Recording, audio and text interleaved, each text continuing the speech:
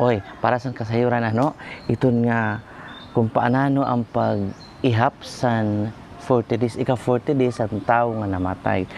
Para sa kasayuran sa nga tanan, ang pag-ihap siton diri kay an kung kakano siya gin lubong. Ang pag-ihap siton kung kakano siya namatay.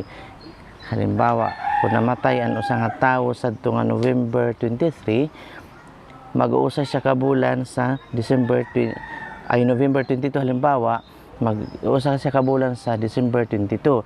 So, para madali natin maihap, usa kabulan, di ba, 30 days. Dagdagan natin san napulo para mag-eksakto nga 40 days. O, 22 sa kabulan, 30 days siya, di.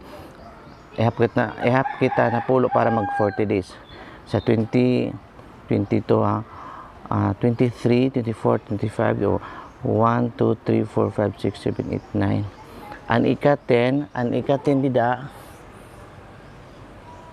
ibali January 1. Ang ika-40 days, kung namatay ang tao sa November 22, mag-usa ka bulan sa December 22, dagdagan natin 10 days para mag 40 days. Ano ika-40 days niya sa January 1.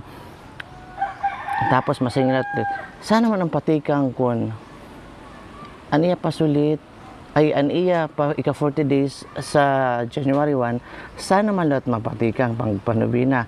Ihap kita tikang sa 1 siyam kadlaw pa atras, di ba? 1 2 3 4 5 6 7 8 9 sa 24 an iya pagpatikang pagpanubina. Utrohon ko ang para sa kasayuran ano, diri ang gindudumdum bida kung kakano gin lusad or kakano gin lubong ang namatay.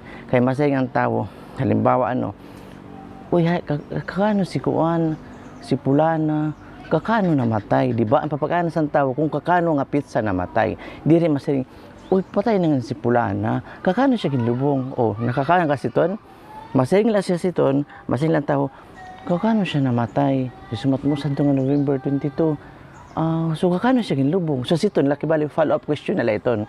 Kaya ginudumdum talaga siton, ang pizza san kinamatyan.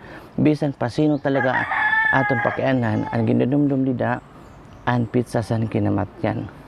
Para sa ito nga, ibang nga tradisyon sa ibang lugar, halimbawa kung sa iyo, ang paglusad, ang giniihap, kaya dito man ada kam nagdudumdum, dito ito na iyo. Ayaw paggamit ay apply didi, san iba didi nga nakasanayan na o nahigaraan na, halimbawa, didi sa Samar or sa Lambaw, particularly ano, Lambaw, i-apply naman taga dito sa yato-yato nga lugar.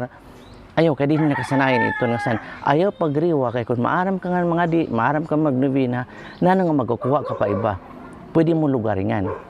Ayaw pagriwahan na maaram mga di, kay diri matugot nga rurubaton, halimbawa, nadiri ako mismo nga, ako na nga di nga, rurubaton man ako, tinuuhan nga nakasanayan na, para sundon an iyo. Diri pwede nga ako ang mag-adjust. Halimbawa naman, kay importante kasi pangadi dida, diri man gud ibalin mga pagkaon, mga kuan na iton, halimbawa iyo na itong karuyagon. Pwede man luwat nga mga novena, mga di ano sang mga radi bisan waray handa pagdumdum. Pwede ka luwat kun baga di ka available ay kumanis pag-attender. Tapos kung saan ka available, pwede na ka maghanda. Pwede ka maglipay kung karagniyo or nani himuon. Basta kung saan available ka, pwede ka magkatitirero ka magburugto.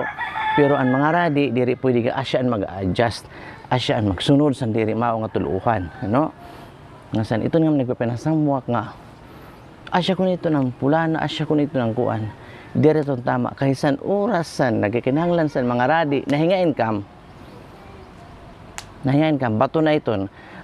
Karay ko kang makita, ha? Bibili ko ka mga personal kay para masayuran ako din kasun hibaro. Kasi nakain ka sa tusan pangurason nga namimiling kami mga radi. Nakain kasi ton nga pangurason nga maaram ka man ngayan. Hano, para diri ka matudos, para di ka makurundo, nakain ka bato na may mga pakanak sa imo, bato na iton, ha? Karay ko magkirig takit.